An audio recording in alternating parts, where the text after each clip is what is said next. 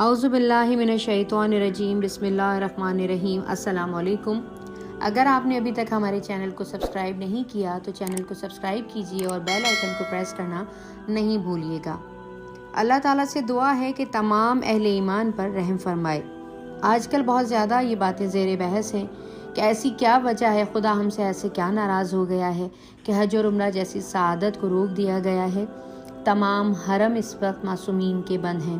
خداوند تعالیٰ سے دعا ہے کہ جلد از جلد اس وبا سے ہمیں نجات دے، آمین۔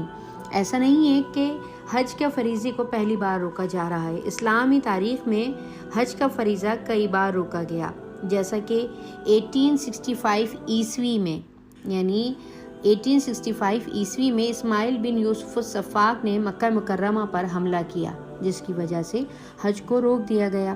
1930 عیسوی میں الطاہر جماعتی کا مکہ مکرمہ پر حملہ کیا گیا، جس کی وجہ سے پھر حج کو روک دیا گیا۔ 1983 عیسوی سے 1990 عیسوی تک عباسی خلافت اور شام میں اس وقت کے موجودہ فاطمی خلافت کے آپسی جنگوں کی وجہ سے حج متروک رہا۔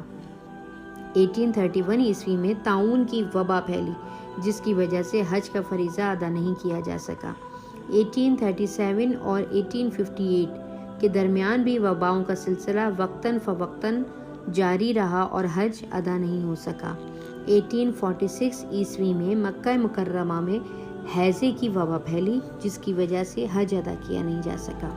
1865 اور 1883 میں بھی وبا کی وجہ سے حج کا فریضہ ادا نہیں ہوا، لہٰذا اہل ایمان میں یہ دہشت پھیلانا درست نہیں ہے کہ اگر حج نہیں ہوا تو یہ ہو جائے گا اور وہ ہو جائے گا، اور دعا کیجیے اس قادر مطلق سے جو ہم سب کا پیدا کرنے والا ہے، اور ہماری بازگشت اسی کی جانب ہے کہ بار الہ جلد از جلد حالات بہتری کی طرف آئیں اور تیرے بندے تیرے گھر کی طرف آئیں۔